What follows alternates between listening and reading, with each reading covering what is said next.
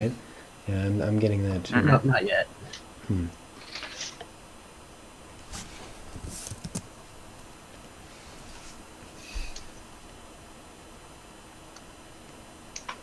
Okay.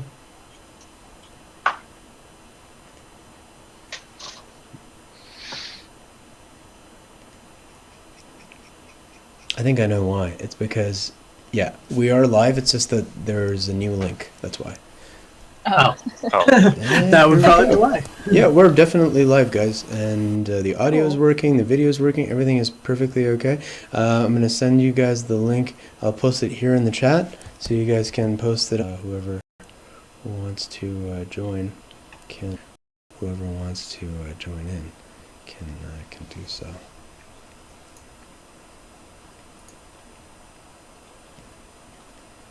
Montreal, it's Anime Deco. Welcome back to the show, everybody. I've got Kyle, Jerome, and Nikki online with me this evening, and these guys are representing the Washington State Gunpla Facebook group. So, guys, thanks for joining us this evening.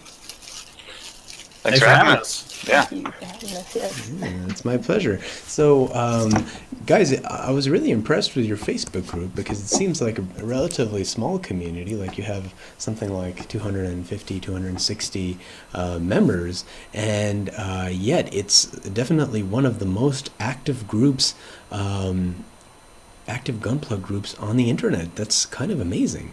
It's really cool. Actually. Yeah, I had no idea about it really. We've only been kind of interacting with the Vancouver group before, and that's the only one we really know about. So. Oh yeah, Vanpla, It's right? kind of cool. Yeah.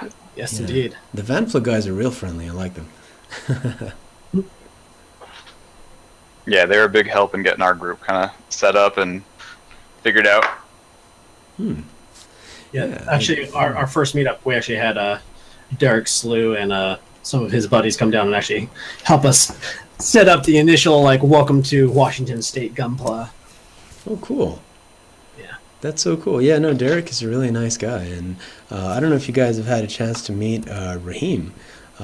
He does their YouTube stuff on a channel called G Weapon Workshop, and I makes videos until now. So Yeah, I actually want to give a shout out to Raheem because thanks to his videos, like a year or so ago when I had first gotten back into Gunpla, that gave me the extra push to jump right in, and it was awesome. Like I painted a kit for the first time since like 6th grade, and here I am with a bunch of cool people building Gunpla. So that was really cool. It's awesome. I actually only got into Gunpla about a year ago, so Nice. yeah, and I only got the impression of how easy it can be to do all this custom painting and all the filing and the sanding and all that, thanks mostly to Raheem's videos. So I agree, it makes a big difference. So who's this gentleman over here? Oh, Jeremy, your video's Oh, working Jeremy now. got it. Jeremy's here. Hey, man. Looks like Jeremy's mic's not working. Jeremy, I think your mic's okay. muted. Jeremy, you muted yourself. So, guys, in terms of the club, how did you guys get started? Tell me about the origins of the Washington State Gunpla Club. That's funny that you asked that because we were talking about that last night. I'll go about that. So originally the group was made by the Everett Hobbytown, USA. Just their store had a couple of guys run there, decided to make a group for Gunpla, get some monthly builds going on between people. And it was only about like 30 people in the whole group at the time. And then we always talked about doing meetups and group builds together and stuff like that. And it just never happened, basically. And then one night Jeremy messaged me. He's like, hey, we should start doing meetups and get that going. And then I messaged Kyle and was like, hey, we should get together, talk about this, and figure something out. And then when we planned our first meetup at one of the local hobby shops, and then pretty much just became the admins of the group and started making that happen. Oh, cool. So your local hobby shops were sort of instrumental in kind of bringing the group together. Yeah, first, yeah, and then they kind of moved away from it and let us kind of just take the reins and Nice. make decisions, get groups together, start planning things out. Cool. And then Jeremy's been a big help with that, and same with Derry was a big help in kind of telling us how to organize people, how to get things set up.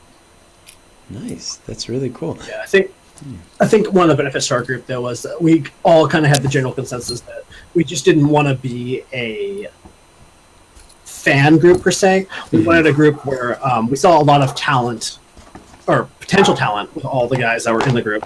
We wanted to foster that into like being able to have tutorials or have that grow so people can be comfortable with that extra plot plating or painting or modding, what have you. Yeah.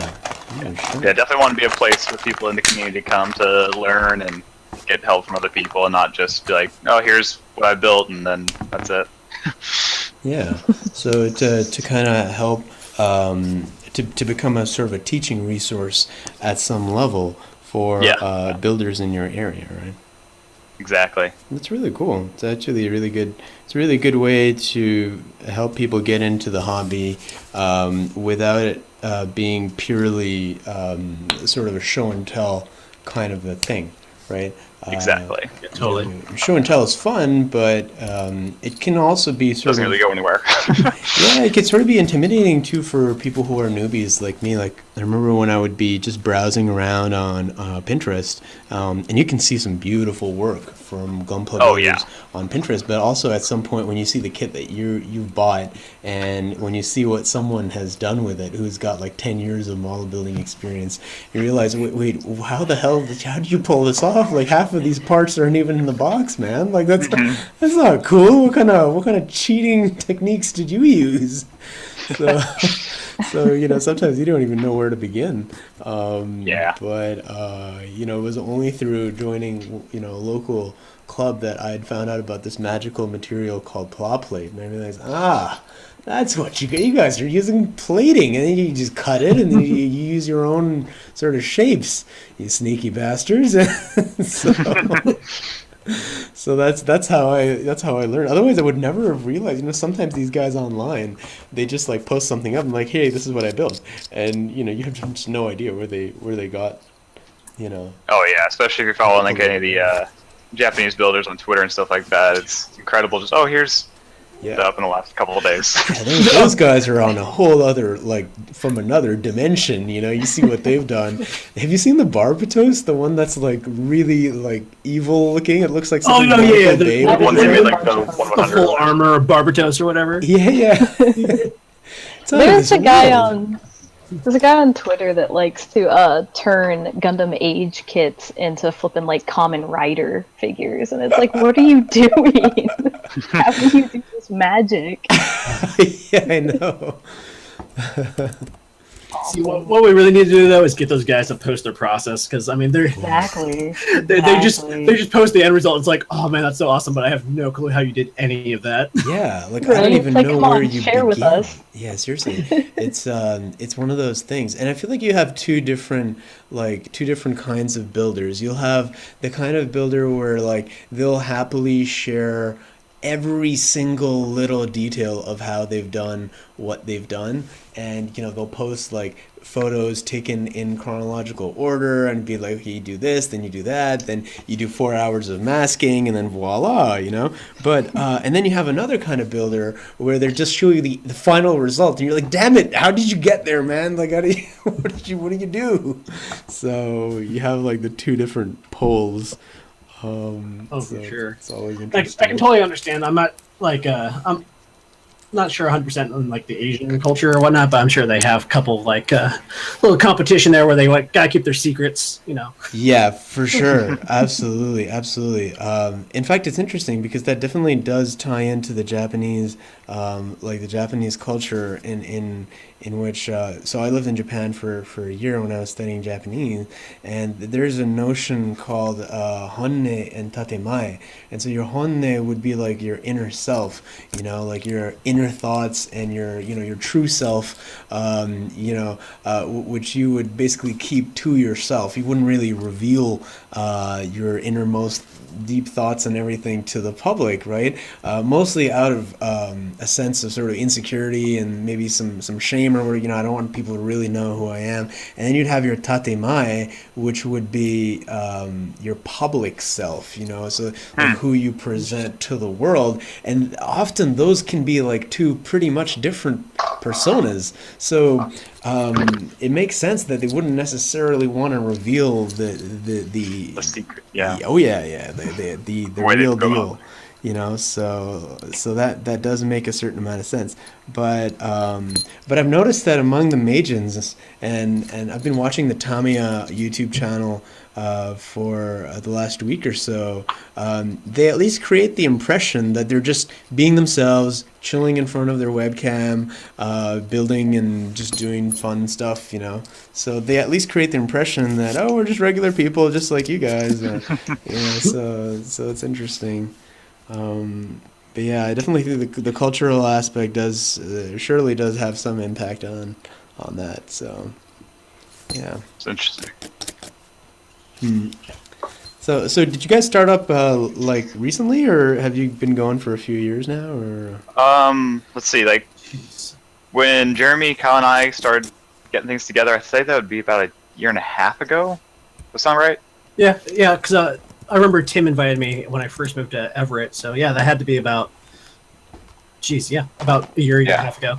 Because the original group between Tim and all from the Everett Hobbytown, like they started that probably 2 or 3 years ago, and it was just basically the people from that went to that shop, and then International Hobbies in Seattle. Oh, cool! And that was the only people in the group. And then when we started doing the group events and getting people together, that's when it really started becoming more like a community group instead of just a page to share stuff. Nice. So yeah, about a year and a half. Okay, so it's been about a year and a half, and you guys have regular meetups? Yeah, just about every month. Once a month. Okay.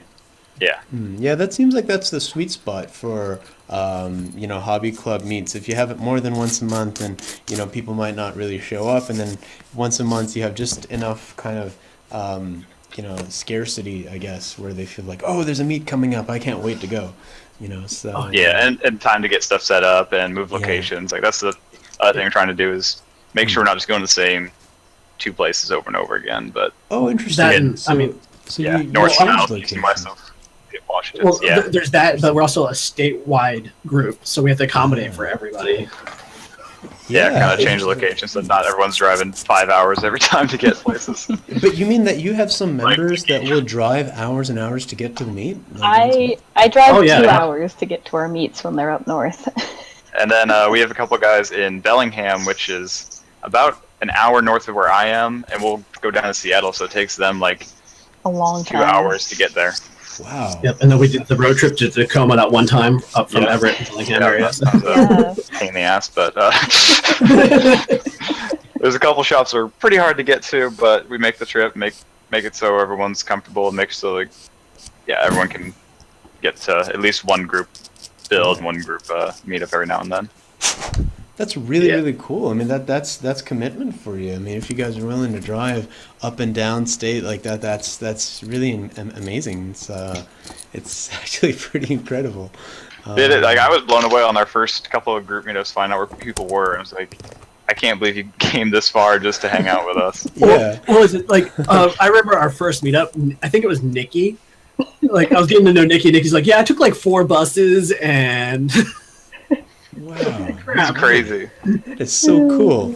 Damn, the lengths to which nerds will go to hang out with one another, huh? Like you really see that, like even at the cons and stuff like that. Especially you meet people who are from cross country. And like, you came all this way just to chill with us. Can you guys hear me?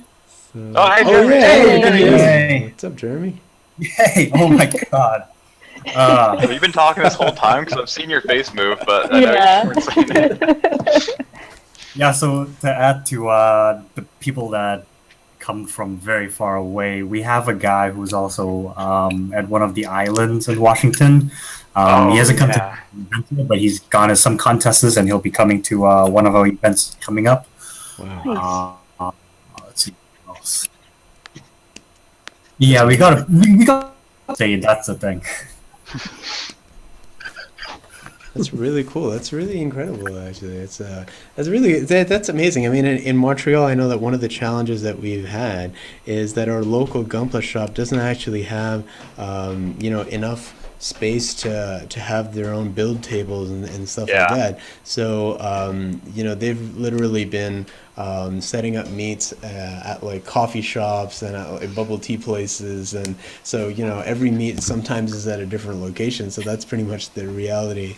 So Not a necessity, and not just Well, we completely understand too. I mean, one of our members hosts our meetup every once in a while out in Bellevue, and his shop is a little bit smaller, so we actually set up tables in like the what do you call it, like the commissary, the food court. Yeah, because the shop's at a mall, so we set up in the food court and just hang around. And that was actually a really cool one because you get to be in the public while we're just all sitting there building model kits, and people are coming up asking us about everything, and we got a lot of exposure to the group, and a lot of people joined in just because they saw what we were doing and wanted to.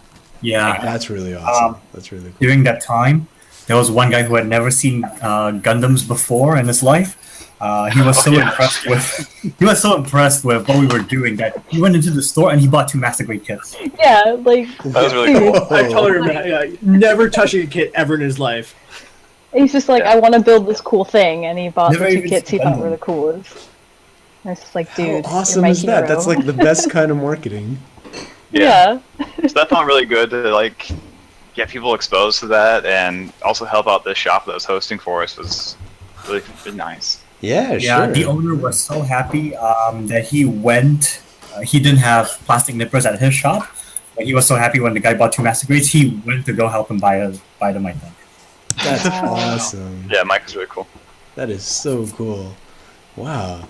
That's really amazing. I mean, so it shows that basically people, as soon as they just get a chance to see how much fun like the hobby can be, they'll just dive right into it and be like, hey, these guys are building it right in front of my eyes, and that means that I'm really missing out. I can do this too. This is fun.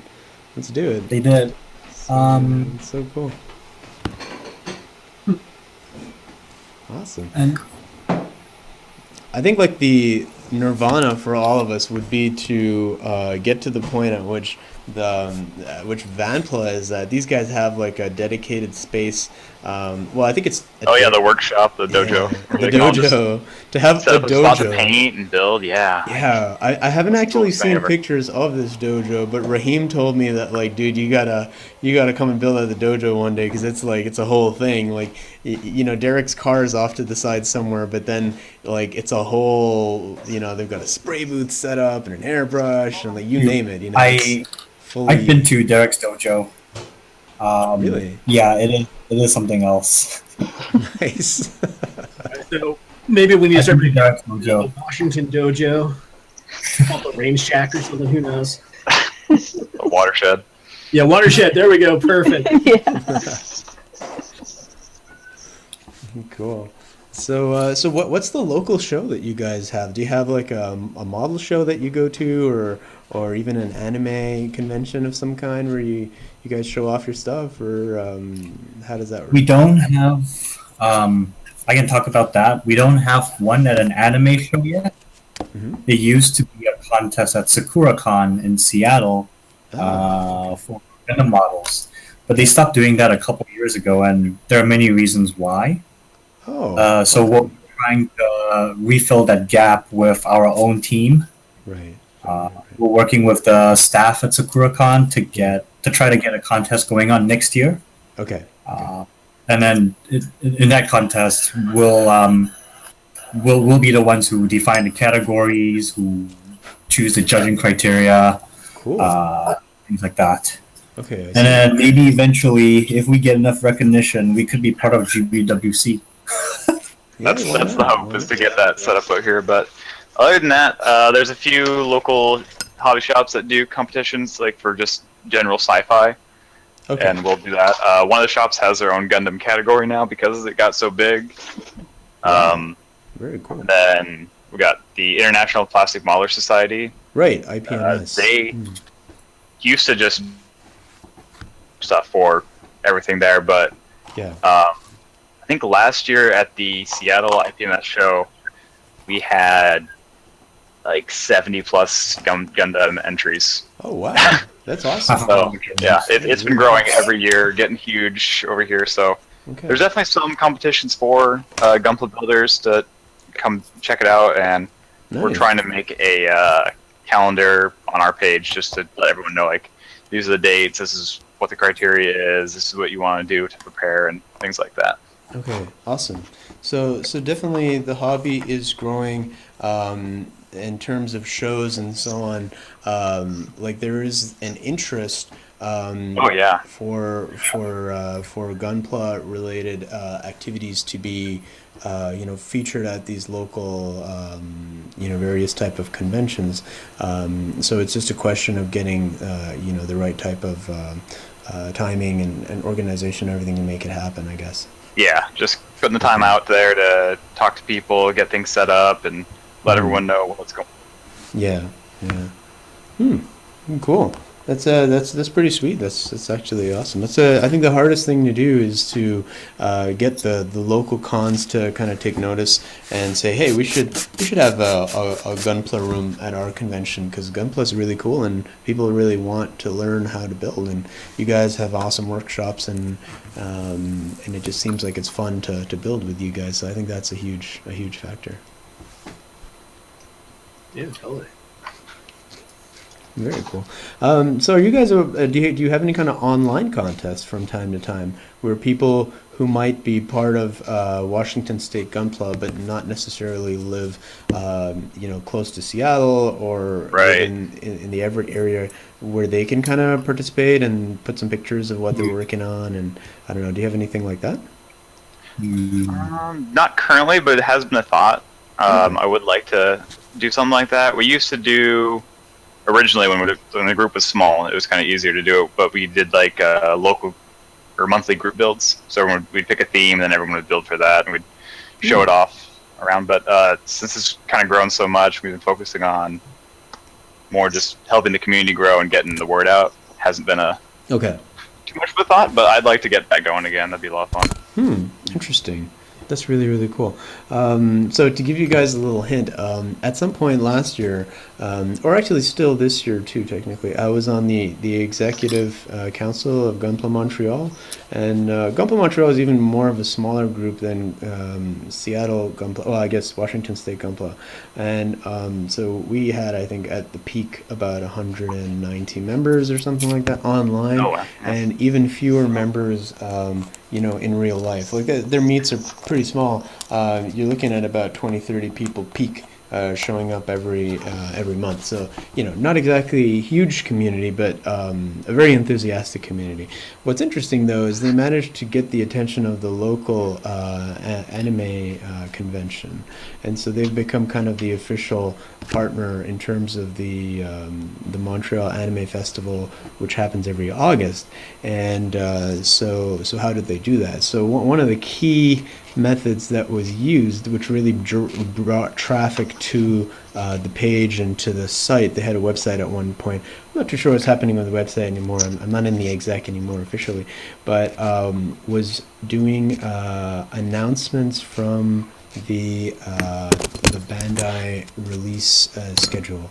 So doing Gunpla news, that was huge, it turns out. So the peak in terms of page views was something like 500 page views for one article, and it wasn't even about a local event. It was just about, hey, this awesome new kit's coming out. Here's all the information about it, and that was it. And people just started flocking to the site, joining up on the Facebook page. It was huge. So that it looks like that's like the key content that people want in terms of Gunpla. That's what they're searching for out there on the internet. That's what they're going to interact with. And I got very much the same feedback from Zaku Aurelius, who I interviewed on Monday, and he said that in terms of subscribers, his subscriber counts really started going up when he started doing the Gunpla news. So apparently that's the content people are really looking for.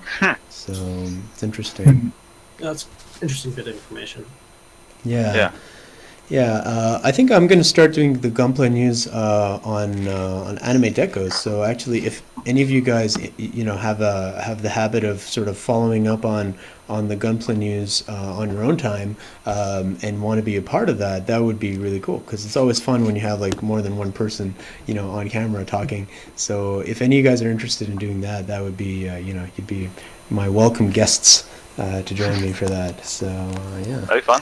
Yeah, that'd be fun. I'd be down for that for sure. Yeah. All right. Awesome. Fantastic. So, so yeah, that'd be really cool. So, let's do it. Do you guys have any preferences in terms of like equipment that you use or tools? Like I've got my XL hobby knife here, and this is just my favorite hobby knife in the world. I love this thing. So, but I know everybody has their own preference. I was saying when I'm old man, so I use the bigger handle. Ah. Whoa. What is that?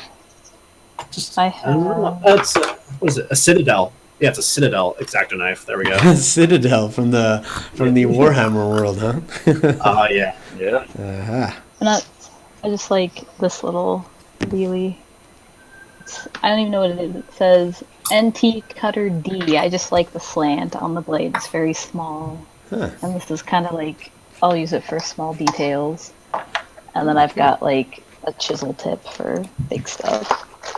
And then I always have a toothbrush on me for getting specks off. Yes, Never know. the all-important toothbrush. Have to have that toothbrush. That's the long special tool. Here are all my tools and all my paints. Fancy. Big box. Sorry, who's talking now? Is that Jeremy or Jerome? Yeah, that's Jeremy. Jeremy. Oh, okay. All right, let's put you on screen here. Let's get your I have my air compressor and airbrush here. Cool. What kind of compressor are you using, man? It's the Iwata something Studio Series. Oh, holy moly, Iwata, that's the good stuff. It is a really good one, yes. Damn, that's awesome, man. Impressive. Very cool. I have like a knockoff of an Iwata, a Chinese knockoff.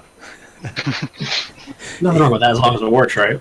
It works very well, but yeah, I feel like if there was ever a chance of having an Iwata sponsorship, that ship has now sailed. But anyway. Well, you're talking about badass. This fucking Jerome here hand paints all his models. No Yeah. way, you're Yeah. joking. Yeah, You're a he totally hand did. painter?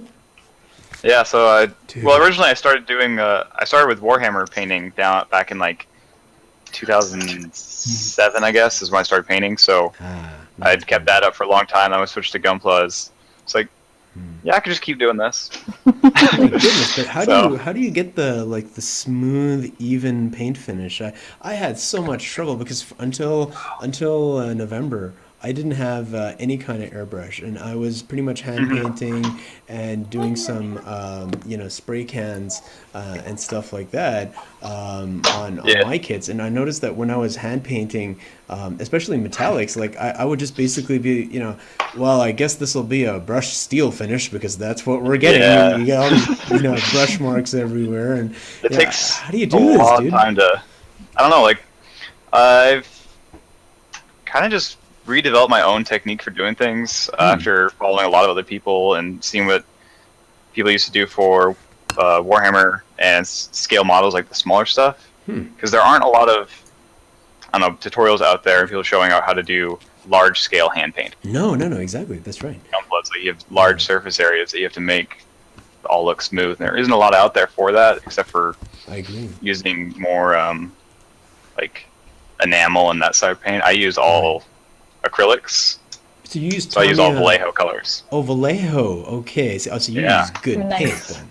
These are high quality paints is what's going on. And Uh-huh. everything I do in there is just watering it down a lot, doing lots of really thin layers, starting with a dark base coat and working your way up to a lighter color. Aha. I And see. that's the way to do it. Is just that's how I also do like shading too. Is just doing a smaller surface area each time I do a lighter shade, so you keep the darker areas on the edges. And, Really? But, you're yeah. doing shading with hand painting. oh yeah, it's easy. Oh my god. Madman.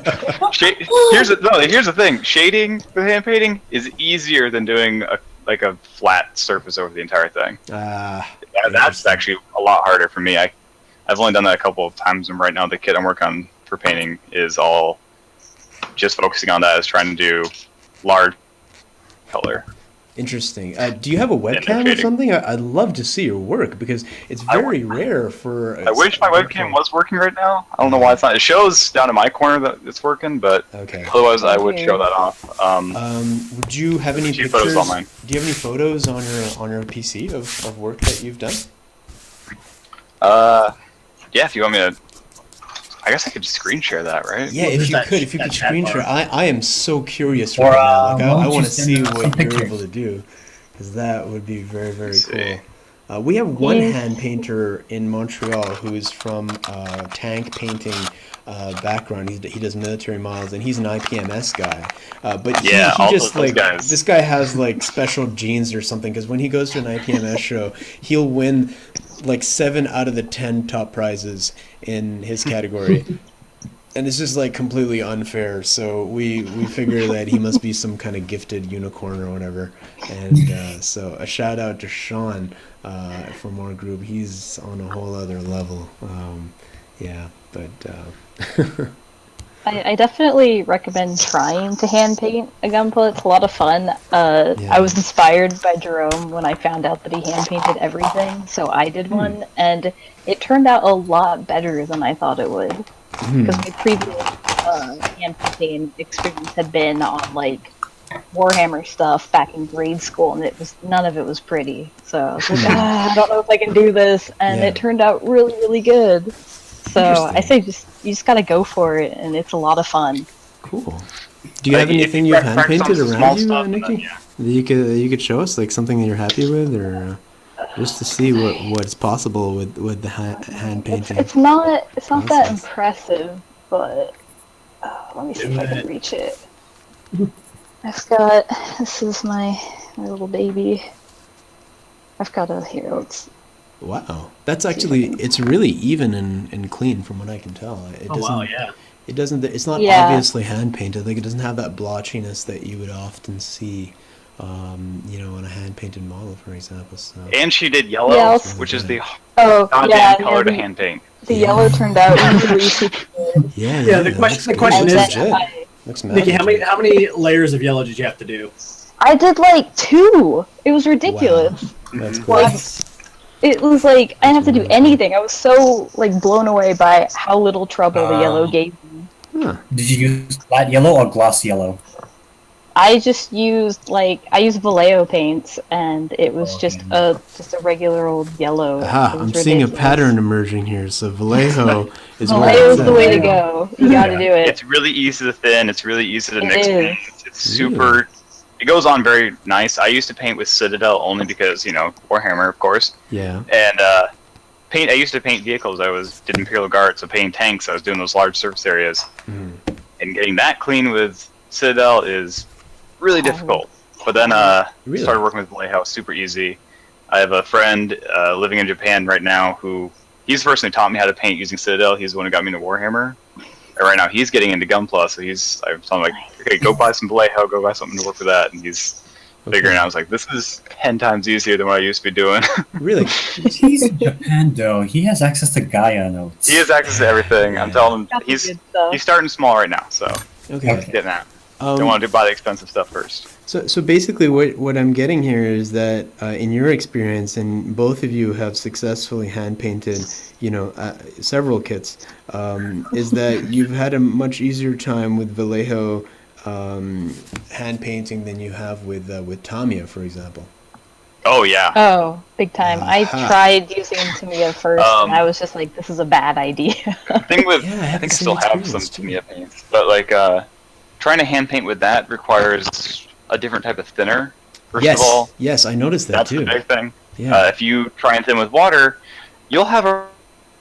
I did that on one of my first kits I started painting with when I got into Gunpla. It's like, oh, everyone uses Tamiya. I should use Tamiya paints, not knowing anything about it, and it gets really thick really easily.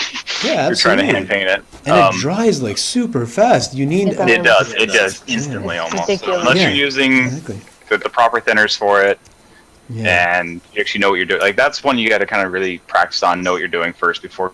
Yeah. That's what I'd say.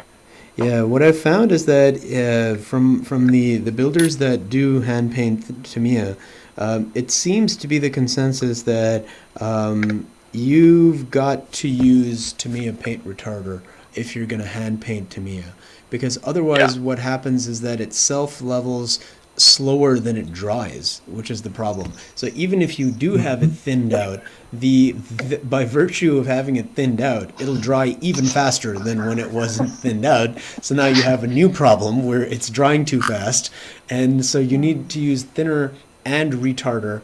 Otherwise, it's just not going to be. You're not going to have a nice, even, smooth effect. So that seems to be, and I don't know if you've ever seen the prices on paint retarder, but to me a paint retarder is about $10-15 a bottle, and you get this little teensy-weensy bottle like this, and so I never ended up buying any, so I figured the hell with this, I'm gonna try getting, I might as well just get a compressor and spray paint this stuff, because this is getting out of hand, so. So, I just realized something, and I was starting doing the screen share, I went stream there, and it's still showing just my name on there.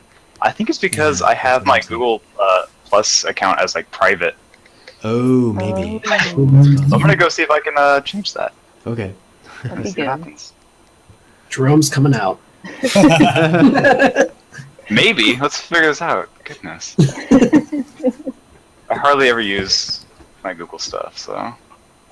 Yeah, same here. I had to install a Google Hangouts plugin just now, which is why I'm late. Oh, it's okay. It's all good. I think if you're not using Google Chrome, maybe you might need a plugin or something like that. So, yeah. I'm always using Chrome. Let's go to my.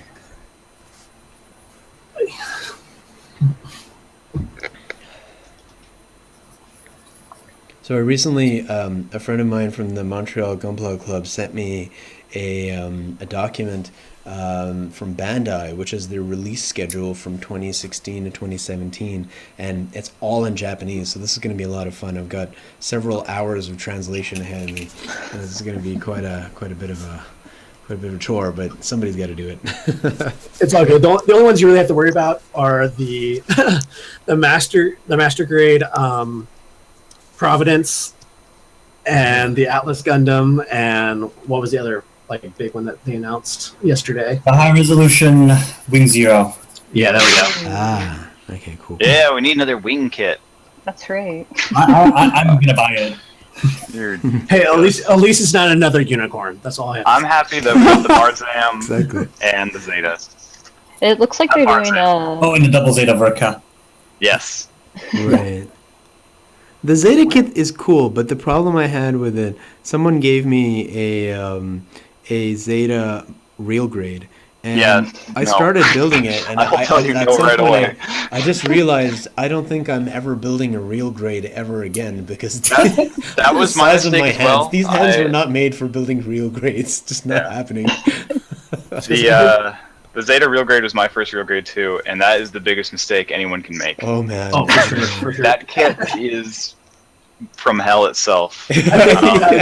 Jerome, me and you had that conversation where it's like, oh yeah, I just got my third real grade. What'd you get? I was like, oh yeah, I gotta say, you're like, dude, no, put it back. Like, if you enjoy building model kits, don't build that kit. If you enjoy hurting yourself and thinking I will destroy this if I touch it wrong, Exactly. then build that kit. Oh, Yeah, no. Because I still have mine Oh, in the man. plain mode. I'm too afraid to transform it back into the mobile suit. Yeah. that's amazing. Like, I tried to transform mine and I gave up getting halfway. I was like, nah, this ain't worth it. This ain't worth it. pretty much, yeah. There's some people who really like real grades though, because they look really good. They do I like look real really grades. good. Oh yeah, don't get me wrong. I Like have the Mark II, the GPO series, they're fantastic. Okay. Zeta is not fantastic. Okay, if you say so, man. I'm staying away Real from grades the should real not grade transform. You should not make transformable real grades. People are something like, oh, I want a real grade unicorn. And I look at them like, are you insane? Stuff. yeah, A real grade unicorn. Do you realize how small That's that a will good be? yeah. I think the real grades, like if you did like the older style, that's where they need to be. Like the Yeah. MK2 was perfect for a real grade and all those. I guess it depends. I think real grades are made for straight builders that Yeah. are not interested in customization, because I agree with that. I tend to go to a completely unhealthy, ridiculous place when I start with. I mean, I'm on my first kit, guys. Zaku, Big Gun Zaku, and it has 30 LEDs in it now. I can't really explain how. Kind of went off the deep end, didn't it? Oh yeah, right off the deep end. It went from 0 to full retard, no time at all.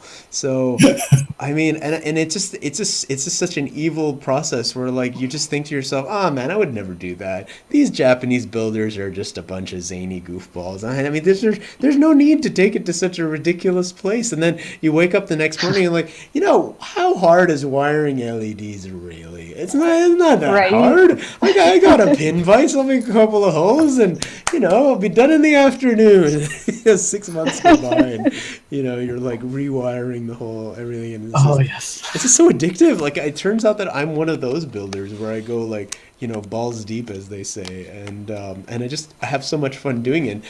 But in order to have enough internal space to do all of this customization, I find that I can just barely pull it off in high grade. Things are really small, tolerances are still really tight. So I think I've got to go master grade and then no smaller, because for customized builds, you need that like interior space to work with, So Oh yeah, for Oh yeah, totally. stuff definitely for master grades, but yeah. yeah. So that's pretty much where I'm at, basically. But that to say, it's still a lot of fun. Even a straight build can be fun. But in that sense, I understand the appeal of real grades. You can still collect as many as you would have of high grades. They don't take up that much space. You can have plenty of them, and they look really really cool when they're all fully built. And Yeah, you put all your stickers up. Even if you panel line it a little bit, like they look really nice right out of the box. They're good for anybody. Yeah, I agree. Yep, They look 100%. really, really cool. They definitely do. So, Yeah. it's pretty There are those guys who like. I still don't know how they do it. There's a couple guys in our group who actually painted the real grades. Yeah. They painted my RX-78 too. Yeah, that blows my mind. That talk about like diving off the deep end. Like, yeah, LEDs are hard, but sitting there painting a freaking real grade and trying to snap it back together without like breaking the Breaking brittleness. it. Yeah. Seriously. So, Jeremy, tell us, like, how did you? Do you have it like around? Could you show it to us, like your painted real grade? Yeah, I gotta go get it from my display case. Okay. I will be right back. All right. Cool. I still cannot find I gotta settings see for this. Tech savvy much? Normally, I think you should be able to just like authorize your browser to use your webcam and your mic, and then once you've done that, it should be okay, if I'm not mistaken. But maybe there's another step that you might Yeah, I don't have know to what's do. going on. I don't know. Actually, hey Jerome, up in that URL box, do you have that? Like you have your favorite star icon, and then right next to it is like a little camera icon. Yeah. Is that enabled? Oh It yeah. says continue allowing to use camera and microphone. Okay, so it is. Yeah, does it it, is being used. does it have your camera selected? Because there's like a little drop down for it to. Yeah, Man, it's selected there. Hey, lame. Weird. do you There he guys is. see it? Yeah, it's over here. Is the lighting too strong? But yeah, it's Bring it up a little bit. Aha! There we go. There we go. Okay, so this is a real grade. Oh yeah, and you've like painted it fully. yeah, Huh. fully Mhm. painted. Very cool. Even inner frame, everything. You painted the inner frame on a real grade. I did. I don't know why, but I did. What? Yeah, I don't know why either, Masochist. because we can't see it. You'd better like give us a little pole dancing show with your RX-78, because otherwise, how's anybody going to see the inner frame? Whenever I do a project, I just feel like I have to paint every piece. So Huh. Very whether cool. you see it or not. That's really nice. Yeah, that's the mark of a very serious painter indeed, where you paint even the parts that we can't see. So, And I brought up my latest project. Ooh. Some guys have. oh, This is cool. my ground type. Nice. That is Yeah, that I turned love out it. awesome. badass. Yeah, I really like how that one came out. That's so cool. Looks legit, man. Very cool. You can see it. It's a mini diorama build. Yeah, and you've But done there's- So cool. a little diorama too, which looks it looks really cool. It looks like there's some mobile suit debris around it, some shields and stuff.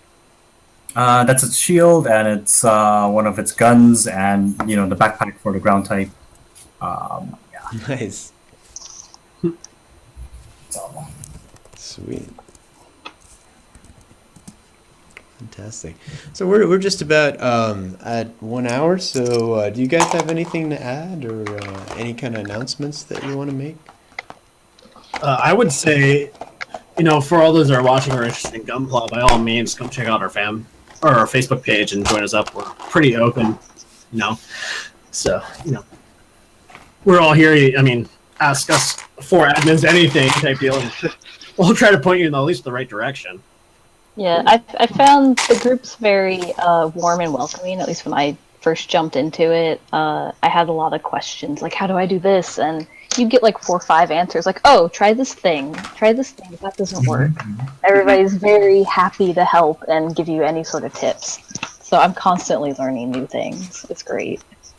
Very nice. So I feel like the baby admin of the group, because these guys know everything. It's like, just feed me your knowledge. I need it. That's really good. it's okay. One day the baby will grow up to be The best. Yes. Yeah, we'll take off your wing zero wings and give you some unicorn wings. Perfect. No, we'll give her wings of light.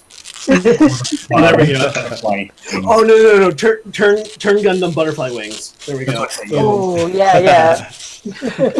Moonlight butterfly wings. Perfect. I like this plan. That's cool. Or do you prefer Destiny wings? I don't know. Oh, I don't know. Well, just how about I get all the wings? Yeah, just 5 cents. Lastly, I wanted to share an idea with you guys. If you're down, this is something that I talked to Zach about. Zach Aurelius and Raheem from Gunpla, and both of them are interested. Raheem was really enthusiastic about it, and that's to start doing something called Gunpla Chilling, where we basically are where we pick a time every week and we kind of do a Google Hangouts on air and just open it up to whoever from the Gunpla community wants to build and kind of hang out and just chill. Basically, just do what we usually do in the evenings, which is build our Gunpla, but on Google Hangouts. So if any of you guys are interested in that, that's going to be happening probably as early as next week. So. Oh, yeah. Sure, if I figure out how to make my Google Hangouts or Google Plus account work with this, I would definitely join with that. Yeah, no, I'd be down to join for sure. Yeah. Just gotta figure this out. And They'll keep us on top of our backlogs. Yeah, well, right. oh my I guess God. that's the partly the goal is to give everybody a chance to enjoy that meet experience. But even if they live in a rural area or overseas or what have you, it kind of makes it yeah, where open. somewhere you can't hang out with people and build, but Yeah. It's definitely a cool idea. I dig it. 'Cause- All right. Well, then we'll make it happen, and I'll post up on our chat group about when that's going to happen next. I predict it'll probably be on a Sunday, like on a Sunday afternoon, maybe around the time when we started this stream. So like around I guess it was around 5 p.m. Eastern time, and so that would be what 7 Pacific time. no, it'd be 2. Yeah, too. Oh, sorry, yeah, Yeah. 2, exactly, Backwards. the other way. So, yeah, 2 Yeah. p.m. Pacific. So if you guys are down with that, yeah, we can make that happen for next week. Awesome. Sure, I'd be happy to join. I'll Awesome. actually work on something instead of playing Pokemon. Shacker. How are you gonna get through your backlog? I've grounded myself from buying new kits, and I need to start working on stuff.